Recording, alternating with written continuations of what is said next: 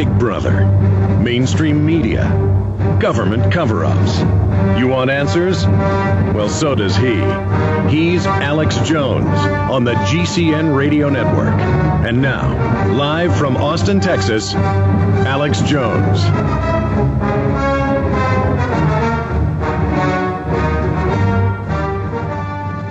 When I got home, I was totally opposite of what the in-place government wanted at that time. So the military and police are buying that Bush was a fake right wing and it was all staged, and that's what the intel I'm getting. What are you hearing from your military contacts and your police contacts? Well, on the military side of the house, there's more and more guys who are just saying, it looks like there's going to be a situation at home where we're going to have to do something to survive this thing, and our loyalties are going to be to our families and our communities. It doesn't matter. You can take the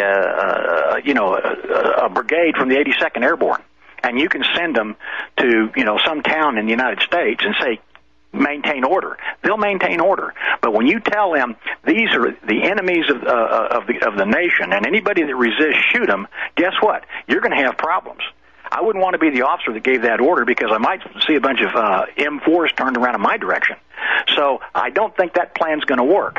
The idiots in Washington don't realize that. The idiots in New York City at the UN don't realize that. They think they can make that work.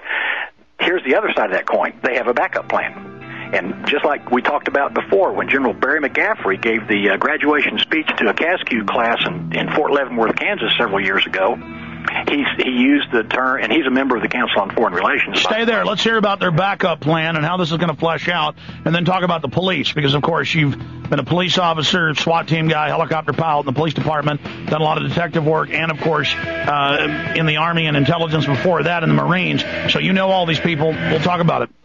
Not the whiskey drinking Indian nor the Marine that went to war. Okay, Colonel Craig Roberts is our guest. We're getting into the military and police. Everything, you see, all these people, like Colonel Roberts himself, going back over a decade ago with the syndicated talk show, myself, countless others, warned everybody, laid out what was going to happen. People laughed at us. The ADL and Southern Poverty Law Center lied and tried to demonize people that warned about it. The media tried to do it. But now it's become mainstream.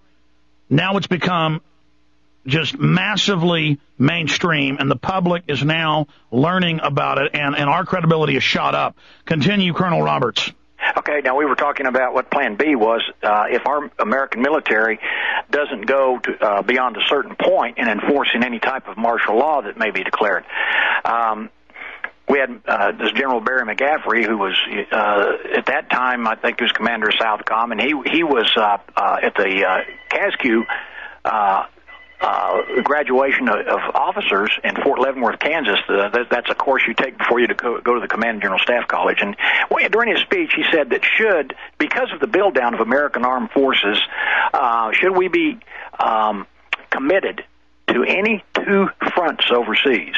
And he didn't say that Korea was a front, but we're already committed in South Korea. Now we're committed in Iraq, and now we're committed in Afghanistan. So there's actually three fronts. And he said that if this should happen, then if we had an emergency situation in the United States that required military intervention, that we would be required or have to call upon foreign assets to patrol our streets. Now, foreign assets, obviously, are foreign troops. Now, we take this and we throw one other thing into the mix, and that's the fact that the Clintons destroyed the military when they were in. They wore out what was left after Desert Storm. They took away the money for maintenance of all of our equipment, airplanes and ships, and then they closed down military bases right and left.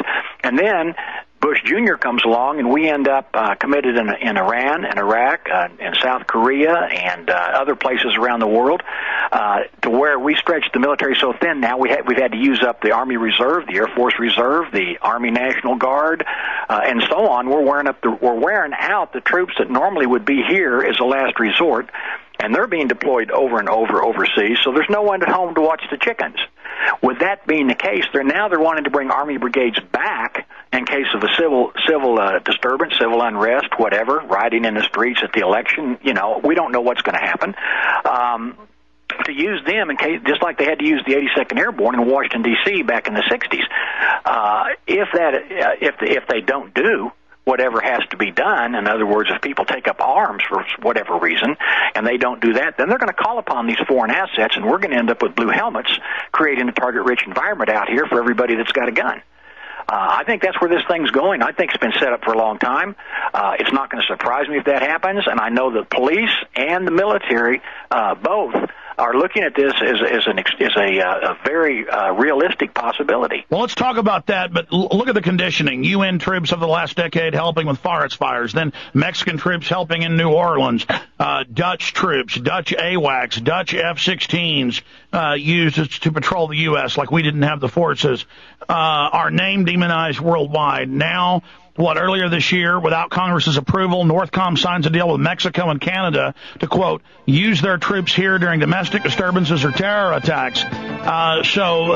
This is all being prepared, and we're going into global receivership, and that is Plan B, which will fail as well. And listen, the New World Order failed a big test. They thought they could get their bailout yesterday. That failed, so they plunged the market $1.2 trillion. It's just amazing. Okay, we will be right back, ladies and gentlemen, in 1 minute. This is mainstream now. The New World Order, mainline people know it was true, know we're right. People now know we told them the truth. I don't see how the New World Order is going to get away with this when even mainline TV is doing shows about it.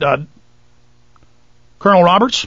Well, it's absolutely incredible. It's almost insulting that we have several things going on in the world. If you get on the internet and you look at news sources overseas and you see what's really going on in the world, and you can start putting all these things together, then you go back to our own news sources, and it's all been censored out. All the news that's fit to print according to them. And so the American public out here that only watches the 3 or 4 main networks or listens to 2 or 3 places on radio, they don't get the picture of what's going on. So obviously, if it's not in that 2-second blurb up there on TV, it didn't happen. And you go to talk to these people, as you and I do, and a lot of your listeners do, and we say, look, did you hear about this? This is what's going down. It's already happened. And they look at it and say, no, that can't be. It couldn't happen here. Couldn't happen in this country. I don't know how many times I've heard that it can't happen in this country. And yet it's been happening incrementally for a long time. Now, that's called Fabian socialism. Fabian socialism is you take a society or a country one little step at a time. You don't go kicking the door in and rush in with all your guns and shoot the place up. And that's what they've been doing it. They've been doing it in the legislature, they've been doing it in the UN, and they've been doing it on the local level with a lot of your cities getting away with things that are totally unconstitutional, such as taking private property away from somebody so they can build a hotel on it because it generates more property tax, that sort of thing. And then turning around and our courts back up the illegal operations of your local governments. So we've got a court renegade system out there that's gone amok. We've got a Supreme Court that is a toss-up. It's a roulette wheel. You never know where that thing's going to land.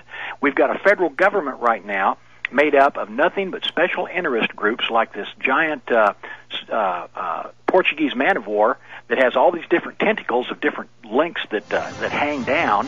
And they all have their own agendas, and they're all using the same power of our money against us. And it's all coming home to roost as we speak. Let's go back to Colonel Craig Roberts to talk about the really serious issues of the